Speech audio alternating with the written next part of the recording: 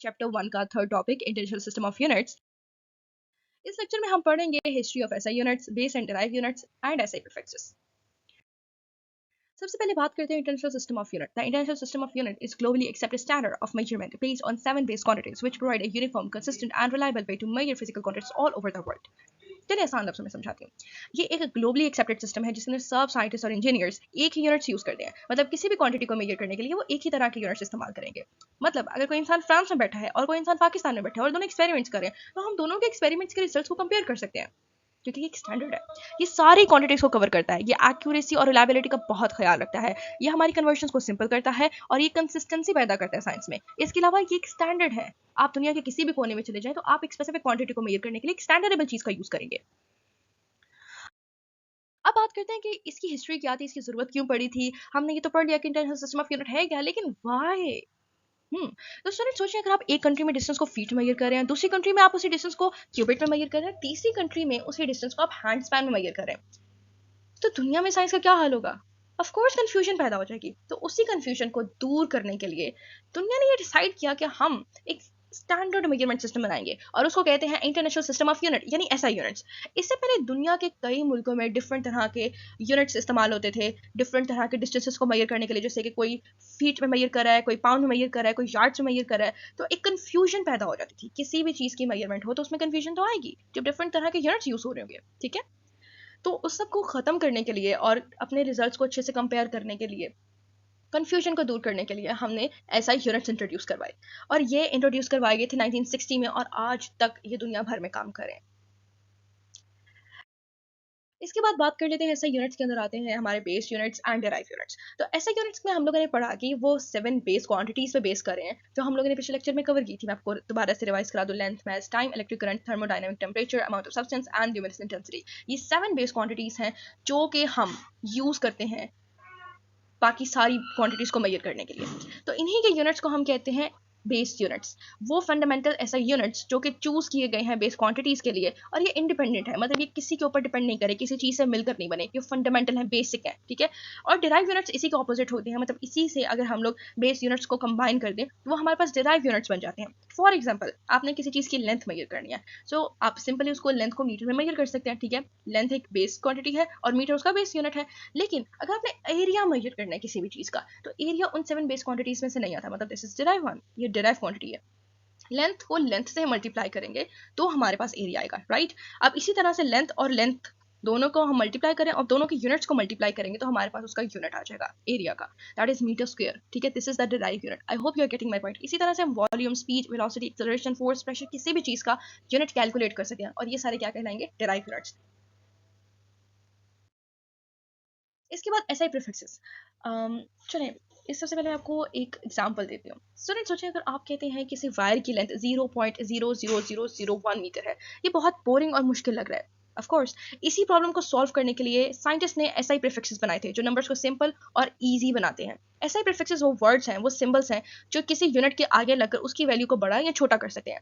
एक ही यूनिट मसलन ग्राम, second, metre को हम टाइनी या ह्यूज स्केल पे एक्सप्रेस कर सकते हैं। चलिए इसके एग्जांपल के साथ आपको मैं एक्सप्लेन करती हूँ। तो कुछ एग्जांपल्स के साथ ही मैं आपको कवर करवाती हूँ ये एसआई प्रीफिक्सेस वाला टॉपिक। जैसे कि हमारे पास पहले एग्जांपल है, ये हमारी बुक पे भी मेंशन है, 5000 मिलीमीटर। अब यहाँ पे मैं चाहती हूँ कि मैं इसको इजी बनाऊँ। 5000 मिलीमीटर ये कहने में और सुनने में थोड़ा सा ऑकवर्ड लगता है, तो मैं चाहती हूँ कि मैं इसको किसी ऐसे यूनिट में कन्वर्ट कर दूँ जो मेरे लिए ईजी हो, शॉर्ट हो। तो मैं क्या करती हूँ कि मेरे पास जो एसआई प्रीफिक्सेस हैं, ये सारे एसआई प्रीफिक्सेस हैं, ठीक है। इनके अलावा भी हो सकते हैं, ये सारे हैं और ये इनके सिंबल्स हैं और इनकी पावर्स हैं, ठीक है। ये आपको याद रखनी पड़ेंगे, आप प्रैक्टिस करेंगे तो ये इसीलिए आपको याद हो जाएंगी। अब हम मिली जो हमारे पास, अच्छा अब यहाँ पे मैंने इनको हाईलाइट कर लिया जो यहाँ पे इन चारों एग्जांपल्स में यूज हो रहे हैं प्रीफिक्सेस। यहाँ पे है 5000 मिलीमीटर। अब इस मिली का प्रीफिक्स क्या होता है, मतलब इसकी पावर ऑफ 10 होती है 10 पावर -3, ठीक है। सो 10 पावर -3, तो -3 के लिए हम उसको डिनोमिनेटर में ले आते हैं, ठीक है। 5000 डिवाइडेड बाई 1000, इसको हमने रिप्लेस कर दिया बाय 1000, ठीक है। जब हम इसको करेंगे तो ये कैंसिल हो गया। Now we have left with 5 metre. तो ये हमारे पास आंसर है। I hope you are getting my point, किस तरह से प्रीफिक्सेस काम करते हैं। छोटा सा कॉन्सेप्ट है, इजीली अगर आपको समझ में नहीं आया आप मुझसे कमेंट्स में पूछ सकते हैं। इसके बाद आते हैं 50,000 सेंटीमीटर। ठीक है। 50,000 सेंटीमीटर इसको हम कन्वर्ट कर सकते हैं किसी बड़े यूनिट में, ठीक है। एक छोटा यूनिट है, इसको हम बड़े यूनिट में कन्वर्ट कर सकते हैं। अब हम सिंपली क्या करेंगे कि हमारे पास यहाँ पे प्रीफिक्स मेंशन है, दैट इज सेंटी, ठीक है। इसको यहाँ से सेंटी की क्या वैल्यू है, 10 पावर -2, ठीक है। इसको यहाँ से लेते हैं। अब 10 पावर -2 तो ये डिवाइडेड बाय 100 हो जाएगा। आई होप आपको समझ आ रही है, अगर नहीं आ रही तो समझने की कोशिश कीजिए। Now we have left with 500 metre, ठीक है। तो ये हमारे पास एक सिंपलर यूनिट बन गया। कहाँ 50,000 सेंटीमीटर कहना पड़ा था और उसको मेंशन करना पड़ा था और थोड़ी सी कैलकुलेशन डिफिकल्ट हो रही थी। अब हम सिर्फ 500 मीटर कह सकते हैं। नाउ 3000 ग्राम, ठीक है। तो अब आपने यहाँ पे सोचना है कि हम बड़ों को छोटे और छोटों को बड़े यूनिट्स में कन्वर्ट कर सकते हैं। तो यहाँ पे हमारे पास 3000 ग्राम है और हमें पता है कि हमारे पास 1 केजी जो होता है वो 1000 के इक्वल होता है, ठीक है। तो हम क्या करेंगे कि यहाँ पे उसको, क्योंकि हमने छोटी क्वांटिटी से बड़ी क्वांटिटी की तरफ जाना है, ग्राम से किलोग्राम की तरफ जाना है, तो हम कोई भी अगर क्वांटिटी खुद से वहाँ पे ऐड करते हैं तो हम उसका ऑपोजिट भी रखते हैं। मतलब अगर हम उसको डिवाइड करें तो हम उसको मल्टीप्लाई भी करेंगे। तो हम यहाँ पे, क्योंकि हमें केजी ऐड करना है यहाँ पे, ठीक है, मल्टीप्लाई करना है, इसको हम चाहते हैं कि केजी में कन्वर्ट कर दे, तो हम इसको मल्टीप्लाई करेंगे, तो जाहिर है उसको हमें डिवाइड भी करना पड़ेगा। तो हम उसको 1000 से डिवाइड कर देते हैं। इसको डिवाइड करेंगे तो हमारी ये जो सिंप्लीफिकेशन थोड़ी सी ईजी हो जाएगी। इसके बाद 3 kg। I hope you are getting my point. इसी तरह से 2000 माइक्रोमीटर, 2000 एज इट इज आ गया। माइक्रो की जगह हम लोगों ने यहाँ से देखा कि माइक्रो के क्या प्रीफिक्सेस हैं, 10 पावर -6। तो इसको यहाँ पे 10 पावर -6 से रिप्लेस किया और ये हमारे पास, इसके अब देखें 2 की पावर हम लिखेंगे 2 मल्टीप्लाई बाय, सॉरी मेरी हैंड राइटिंग थोड़ी सी ऑकवर्ड है, बट लेट्स डू समथिंग। यहाँ पे आ गया 3 -3 सॉरी 3, क्योंकि किलो की पावर 3 होती है। अब यहाँ पे आ गया -6, ठीक है। इन दोनों की क्या है, बेसिस सेम है, तो ये इनकी जो पावर्स होंगी ये आपस में ऐड हो जाएंगी। -6 + 3 इज इक्वल टू -3, ये आ गया 2 मल्टीप्लाई बाय 10 पावर -3 सेकंड। अब -3 क्या होता है, -3 अगर आपको याद हो तो हम लोगों ने मिली का पढ़ा था, प्रीफिक्स मिली का, इसकी पावर ऑफ 10 होती है 10 पावर -3, तो हम लिख देंगे 2 मिली सेकंड। जहाँ पे हम 2000 माइक्रो सेकंड कह रहे थे, वहाँ पे हम सिंपल 2 मिली सेकंड कह सकते हैं। I hope you are getting my point.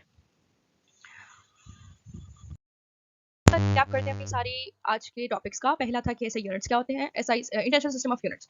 तो वो एक ऐसा स्टैंडर्ड है जो ग्लोबली यूज होता है यूनिट्स के लिए, जिसको हम एक फिक्स स्टैंडर्ड कहते हैं। और इसको 1960s में इंट्रोड्यूस करवाया गया था ताकि पूरी दुनिया में एक जैसा सिस्टम रहे और हमारे लिए कंपैरिजन करना ईजी हो जाए। उसके बाद हम लोगों ने पढ़ा कि बेस यूनिट्स क्या होते हैं और डिराइव यूनिट्स क्या होते हैं। Just like base quantities and derive quantities, base units वो यूनिट्स होते हैं जो फंडामेंटल होते हैं, उन्हीं बेस क्वांटिटीज के यूनिट्स को हम बेस यूनिट्स कहते हैं, और उन्हीं से मिलकर जो बनते हैं उनको हम कहते हैं डिराइव यूनिट्स। उसके बाद हमने ऐसे प्रीफिक्सेस के बारे में पढ़ा। ऐसे प्रीफिक्सेस जो होते हैं, ये ऐसे वर्ड्स हैं, ऐसे सिंबल्स हैं जिनको हम यूज़ करते हैं ताकि हम अपनी कैलकुलेशंस को आसान कर सकें, किसी भी वैल्यू को बड़ा या छोटा कर सकें, ठीक है। और ये हम पावर ऑफ 10 की फॉर्म में यूज़ करते हैं, ठीक है। आपको आपकी बुक पे ये टेबल मेंशन होगा, आप उसको एक दफ़ा चेक कर लें और आप प्रैक्टिस करेंगे तो वो चीज़ आपको याद भी आना शुरू हो जाएंगी। Thank you.